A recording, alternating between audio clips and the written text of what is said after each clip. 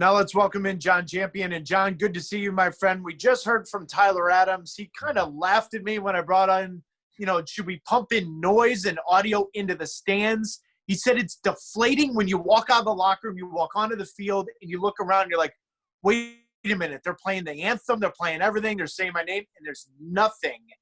What have you taken away from the two opening weekends of the Bundesliga and their coverage? Well, I was a skeptic about the idea of adding in false, fake crowd noise to games. I've experienced it a little bit in the past. I've also been in stadiums where there has been a crowd, but they've not made a lot of noise, and it has been artificially enhanced, which sounds weird, frankly. But I decided that I would watch the first half of Der Klassiker on the British feed on BT Sport and the second half on the US feed on Fox Sports.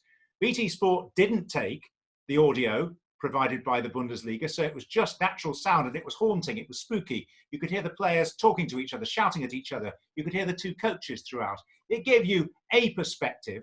And then I switched over for the second half to Fox Sports and their feed with very carefully crafted and controlled audio, which was terrific. I have to say, whoever was in charge of the fader, giving us a particular sort of sound at a particular moment, had it absolutely spot on. And that, for me, enhanced my viewing experience. So I'm a very recent convert, i.e. today, to the idea that maybe piping in some sort of recorded sound is a good idea, as long as you have an expert on the control, and as long as you're also prepared to accept those few incongruous moments where there's a wide shot around the stadium, and suddenly you see that there's no one there. But for the most part, football is shot on television fairly tight, so you don't see the crowd for much of the time anyway, so it works. That's very well said, because I'm the same way. I was totally against it. Then Sunday I watched the games, and I'm thinking, wait a minute, I'm okay with this. And obviously the Bundesliga providing the world feed in that option, whoever he or she did that fading, that is the most critical part to that. I'm glad you brought up the Klassiker with Germany, with Bayern and Dortmund. Alphonso Davies, there's been this conversation over the last 72 hours here in the United States that he may be the best left back in the world. Is that fair? He's 19, Taylor. I'm going to say that again. No. He is 19. I mean, it's scarcely believable, the impact that he's made. In answer to your question, no, I don't think he is the best left back in the world yet. And that's the big thing. I think if you're talking about the best attacking left backs, he's nearer to the top of that conversation than maybe the more defensively minded players. But he is a converted winger after all from his days with Vancouver. So we shouldn't be too surprised at that. And he's clearly adding skills to his game almost on a weekly basis. Every performance seems to be better than the last one. Having said that, I didn't think he was at his absolutely scintillating, terrific best today.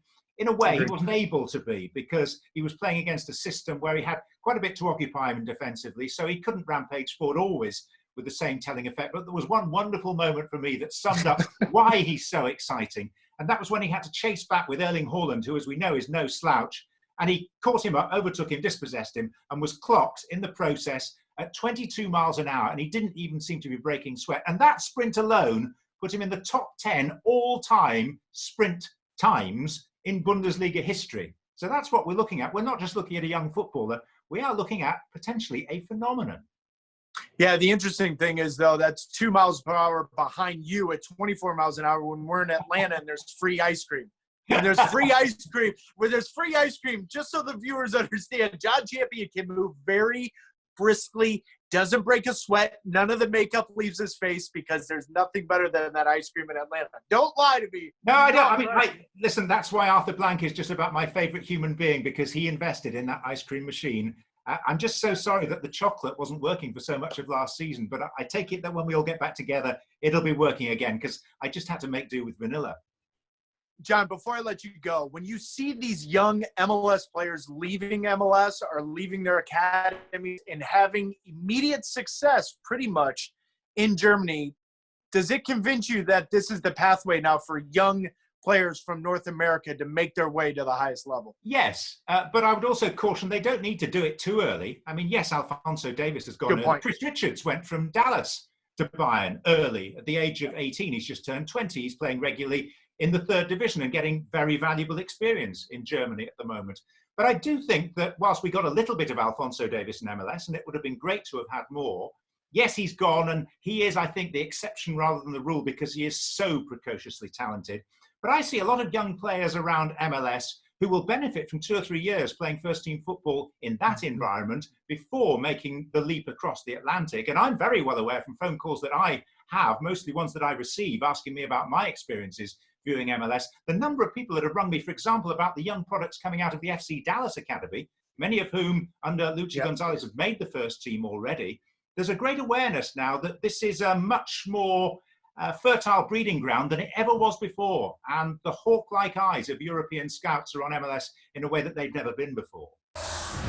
Well, thank you very much for watching ESPN on YouTube. For more sports highlights and analysis, be sure to download the ESPN app. And for live streaming, premium content, and let's not forget as well, ESPN FC 7 days a week. Subscribe to ESPN+.